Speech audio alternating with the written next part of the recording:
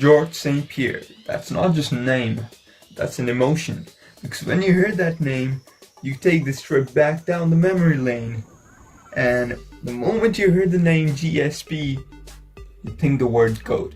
Even if you want to argue against it, you think the word GOAT. And if you ask me, personally, I think he's the greatest fighter of all time. And I don't say it just because he was a godlike fighter and went out on top and the kind of impact that he had, but also the kind of person he was.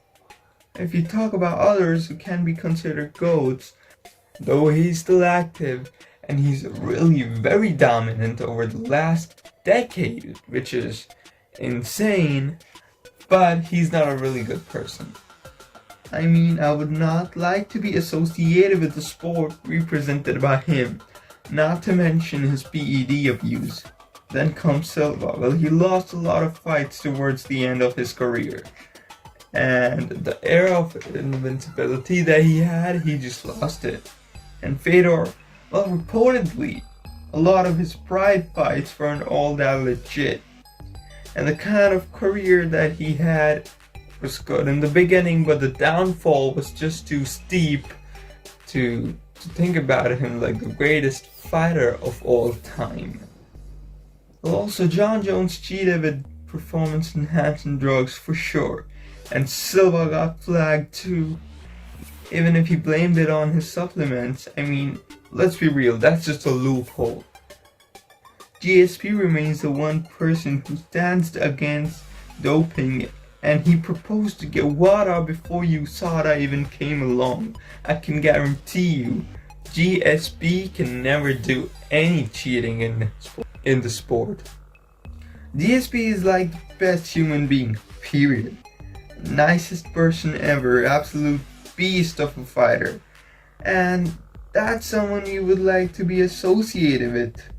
He's probably the biggest athlete coming out of the Canadian land. Well, if you think about the kind of impact that he had on the MMA sport, before him, most fighters were either a striker or a grappler or a wrestler. I mean, everyone knew how to do other things. Everyone were just master of one of the skills. But Georges St-Pierre turned the tables, man. He really mastered all of the things and he implemented them with such great tactics. It's just insane how ahead of his time he was. And the fact is that he did not wrestle in school. He learned to wrestle after becoming a fighter. He just changed the MMA sport and the way other fighters looked at it. Now if you see every fighter knows everything. GSP can also be praised for his longevity and for the fact that if you think about him still fighting the newer guys, I'd still think he'd beat half of them. So that's pretty insane. If you talk about his fighting career, there's been a few downs, but GSP against every opponent in his career had the last laugh. He made a huge impact right off the bat in the UFC. George ended up with a title shot against Matt Hughes. And the end of the first round, he was winning. He was actually looking really good at the fight. At the very last second, literally, he got caught in an armbar. He admitted that he just put too much pressure on himself and he had a little bit of fear against Matt Hughes. George got in the sport because of Matt Hughes. After that, he went on a rampage where he beat Dave Strachan, Jason Miller, Frank Trigg, Sean Shirk, BJ Penn, and then he got his rematch where he got a head kick victory against Matt and everything was looking great. But suddenly he got another Matt in his way, Matt Serra, a recent tough comebacks winner who got a title fight because someone else couldn't make it. George talked about this fight on Joe Rogan Experience and he admitted that he underestimated him a little because he was a huge underdog. I mean, there was absolute no chance of Matt Serra winning against Georges St-Pierre at that time. It just did not make sense. But guess what? They fought. Matt Serra pulled off the biggest upset of MMA history. It was insane. After that, George came back to beat Josh Koscheck, and then he beat Matthews to put an end to that rivalry.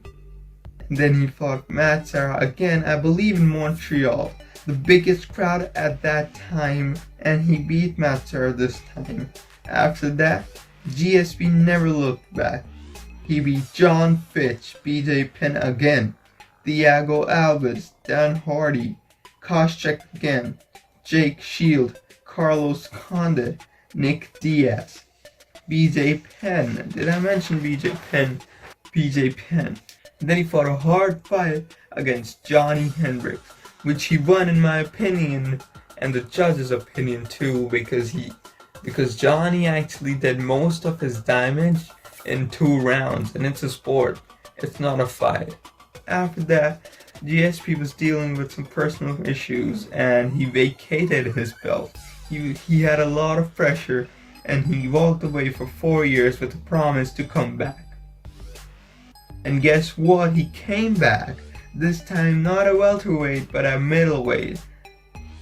After a long layoff, looking better than ever, he beat Michael Bisping for the middleweight championship, and again had to leave due to some health issues, colitis to be specific. He still wants to come back and fight Khabib Nurmagomedov, but Dana won't make that fight because after winning, it is sure that he will walk away with the title, and that kind of puts the division on hold because now you don't really have a champion for a while, and Dana does not want that. But you have to think about it, man. Like, it's a hard sport. You can die in there in the ring. Even though no one has died in the cage so far, you can get hurt. You can take permanent damage, and you don't want that. You don't even want an extra jab to your chin. You know what I mean? So it's understandable why he walks away every time he wins. Now he just wants one more fight, one more big fight. George is 100%, without a shadow of a doubt, the greatest welterweight of all time, and according to me, the greatest fighter, period. If you look at the kind of person he is, it's just so inspirational. He's just a lovable guy. He was told he had to talk some smack against Matt to spark up their rivalry before their first fight, and this is what he had to say. White's like, hey, come in the ring, come in the ring. All right, here's George. I'm very glad you won that fight, Matt, but I'm not impressed by your performance, and I look forward to fight you in the near future. And it's not my style to go in, and it was very low class from my part to... That's probably the nicest thing you can say if you're trying to be mean. Another one of the stories which really shows the kind of person Georges St-Pierre is this one. On JRE, I drove my car on the street in Montreal. It's like in the evening. I see a tall guy coming at me, and he begged for money. Put down my window. This guy, I swear it's true story. He's the guy that used to bully me in school. Whoa. I say, I don't want to say his name, but I say, hey, wait a second. I park my car. Park the car. Go talk to him. I say, what the hell you doing here, man? He's like, and he thought I would be angry because when he see me, he saw his reaction. Like shoot, like now I'm world champion, you know, right. Like I can beat him up, you know. Right. Back in the day, he was like 3 years older than me, was bigger. He was beating me up in the bus. This guy. Now he see me, he's like kind of a scare. I get out of my car. He don't know if he should run or not. So I go to him. I say, what you do here, man? He's like He's like, yeah, I know, but things doesn't go well for me, you know. I was like, all right. It's like, man, you're a tall guy, you're good looking. It's like, what you doing here, man? It's like, I give him what I have left on me, you know. Like, I don't remember, like 100 something, you know. I give him.